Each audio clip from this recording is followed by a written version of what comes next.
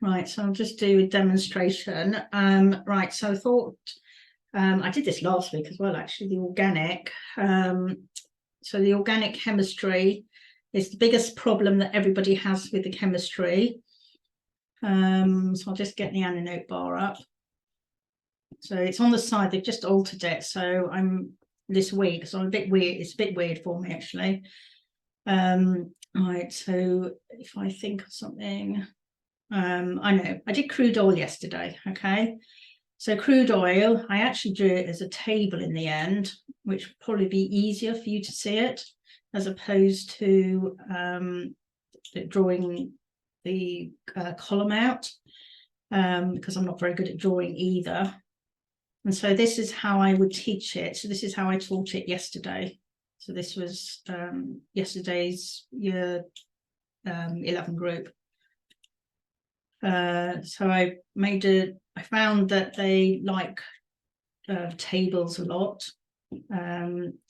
Everyone liked it last year, so I started doing more of it. I don't know if I've got enough columns and on anything, so I can't remember. Let's see what I did. I'll just bring it up. Actually, I too tend to make things up on the spot if I find that what I was doing previously didn't work or something like that. Wait a minute, because it's take the bar off. Sorry, I've had that. That's this morning's lesson.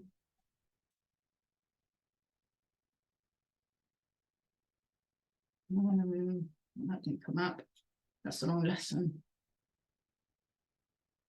No, it isn't that one.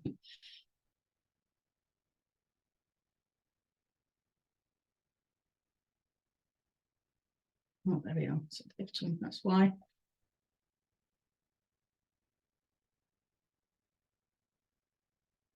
Oh, that's how it did. See, I've only taught it once. So I did temperature,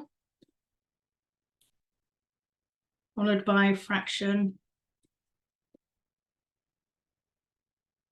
then carbon chain. So this is the number of carbon atoms in the chain. We've already done what each of them are named, so I tend to do that first as opposed to doing this bit first, the crude oil bit first, only because it makes it easier to understand, and then I don't have to sit there explaining it all. So this is what I did. So the temperature at the top is less than 40 degrees, so it's Celsius. Then it's 40 to 100, 200, which minute, 100, I've just noticed a mistake on it, 100 to 160. Then 160 to 250, 250 to 300, and over 300. I'll space them out a bit.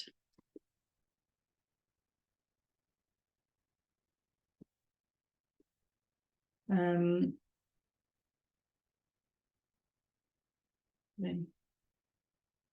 150 to 300, was it 300 to 350, and greater than 350. So I did that, and then I did each of the fractions. So this is the residue. No, it isn't. I'm doing it upside down. So petroleum.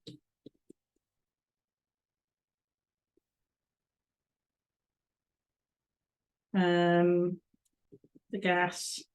Oh, no. Then the naphtha.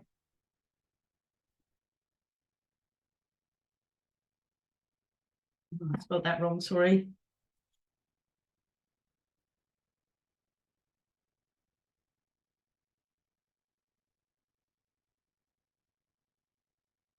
One too many T's in there. There's an indicator that's named after that as well. And there's kerosene. And then there's a light gas oil.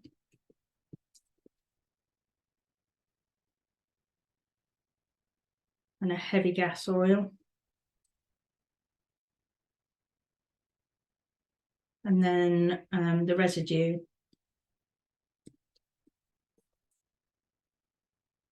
So at this point, I actually asked everybody if they know of any uses of them. So we've got the chain lengths and everything. Do you know any uses of these, Simona? Have you done this yet?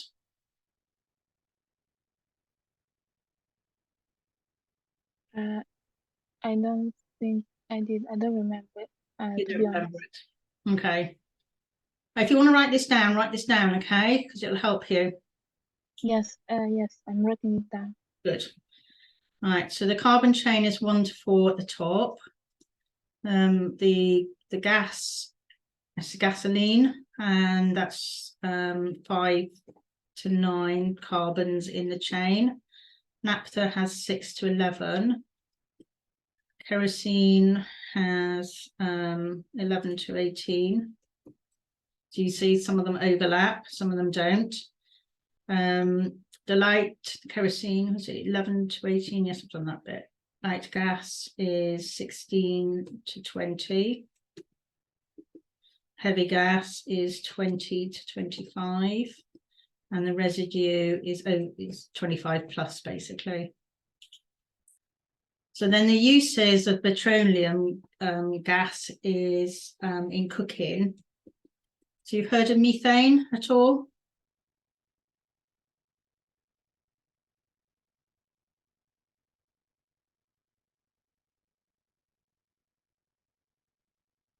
No?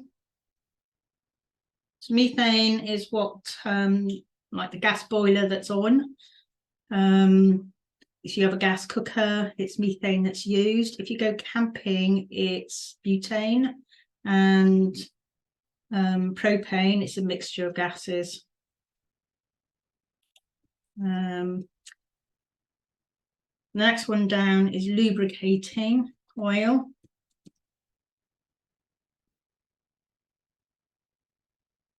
Then naphtha is lorries, that's the diesel.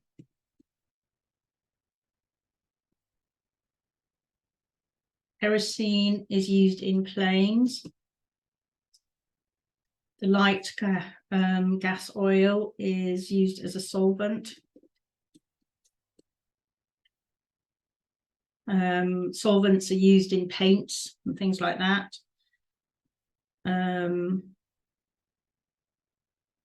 Was it right way round? Wait a minute. Cooking. Oh, wait a minute. Sorry, I've got these the wrong way around because I've done it upside down from yesterday.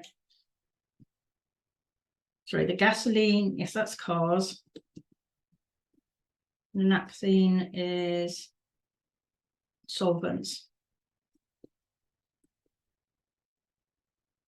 Kerosene is planes. The light is the diesel in lorries. The heavy is in lubricating. And the heavy residue is bitumen. And that's used in tar on roads. So as you can see, everything is used.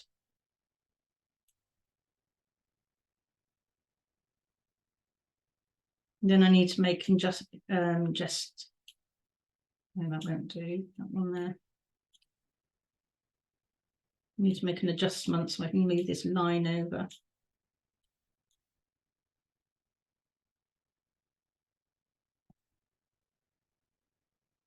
And then some of them had done it yesterday, but you haven't done it, so I'll just say it. So conditions at the top end of the spectrum, the cooking oil and cooking and gasoline and everything like that, it makes it highly explosive.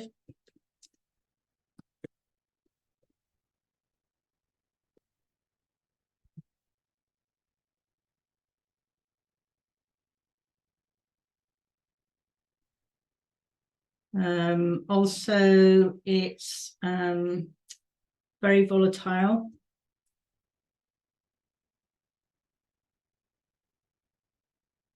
Which means it can turn into a gas easily, or it is a gas.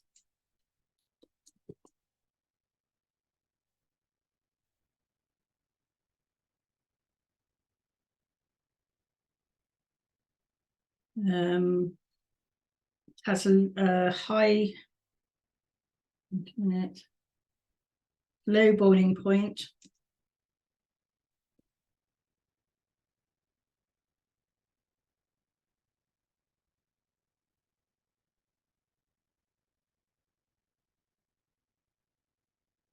And the liquids anyway, the gases don't. So the liquids have a high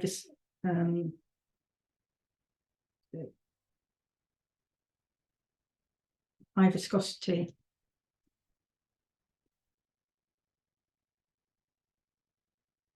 Meaning that they're like liquids. Well, they are liquids. I described it as yesterday.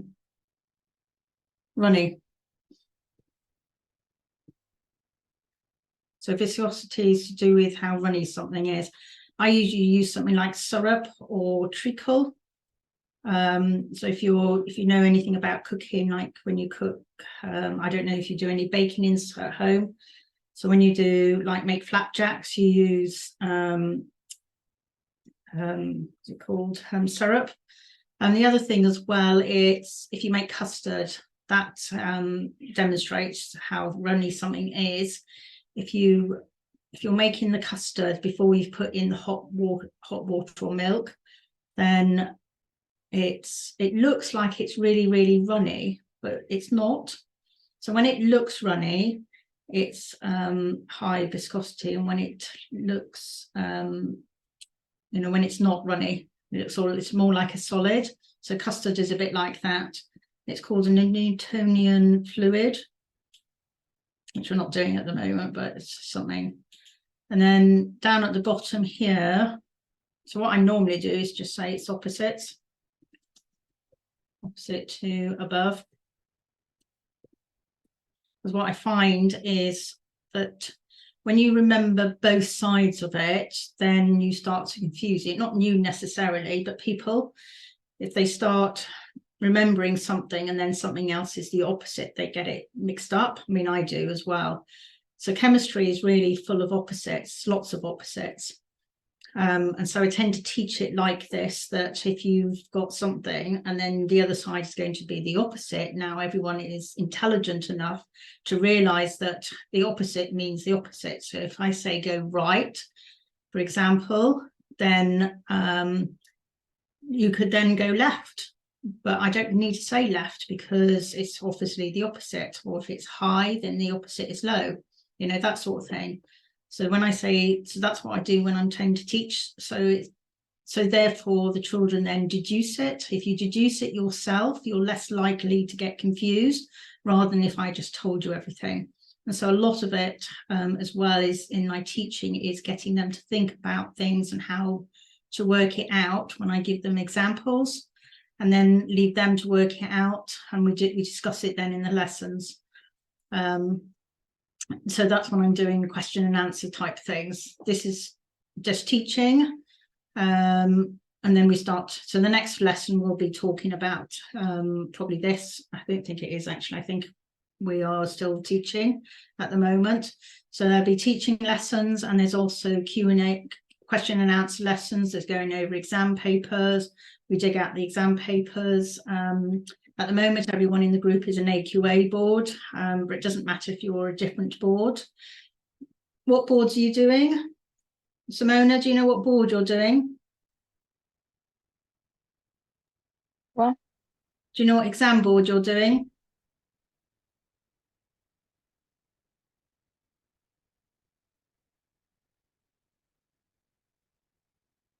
Julia, do you know what exam board your daughter's doing?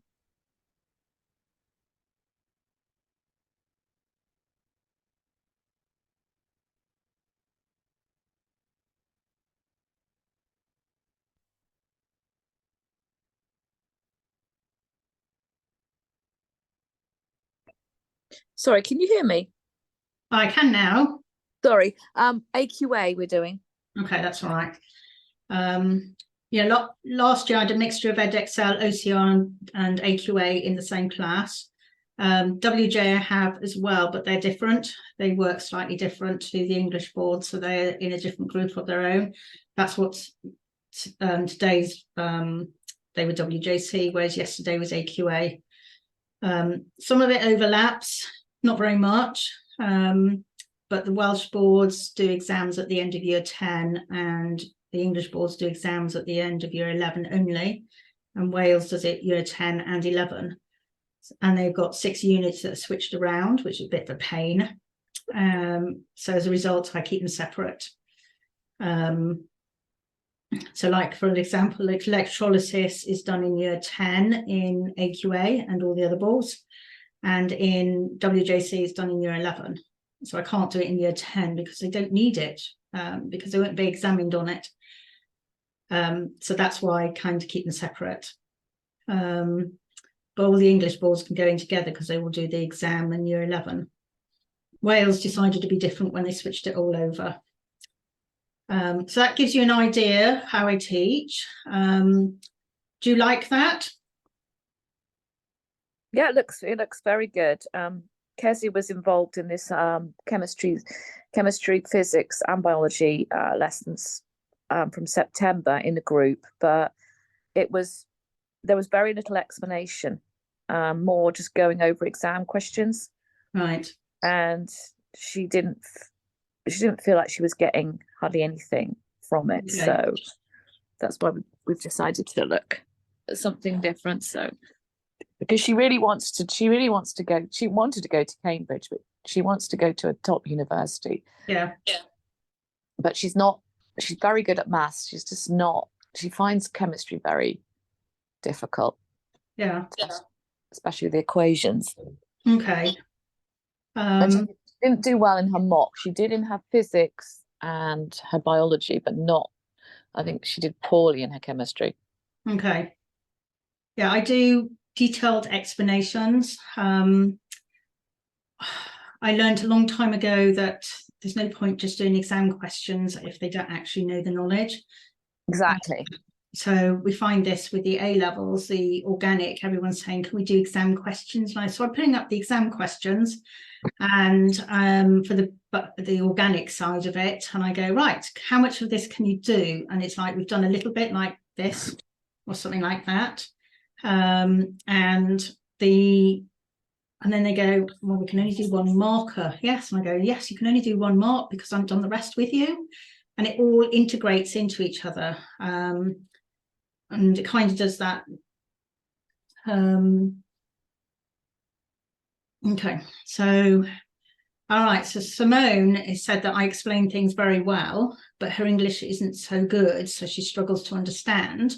I am going a bit faster than I normally do. Actually, I go really slow. Partly because I type slowly, but when I'm teaching, I make sure that everybody has got it all written down. We explain it, and I was thinking, I'm just having a look. I explained some of the words as well. So like yesterday, I asked them, what does viscosity mean? Like complete silence and the blank looks at me, and then volatile. So I've actually got it. So I can show you what I actually did yesterday with the group. Just change screens. So I got 3 screens here. I was saying to them last year that I needed 3 screens. So my daughter's TV, oh, that's now disappeared off the screen actually. So I hope you got it. So this is what I did with, can you see this? Yes. So it's exactly the same as what I've just done because I've just copied it. I just reversed it.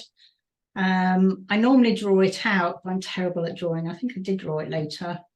So we went over homework. So that was homework. Oh no, that's the year 10 group because they run back to back. So this is the year 11 work. So we went over the crude oil. This is what I asked them. So this is the answers they gave me. So everything in blue above the fraction, no, everything in blue was what they gave me. So they had already known some information. I asked them where it came from. Somebody said underground. I asked them if they could think of anything specific. So this is where I always think of Texas first. Somebody said Middle East. North Sea, and then it's made from plants and animals, and anything carbon-based. We haven't actually gone into how it's made. I normally do that, but I haven't actually done that and everything, the conditions and everything. Then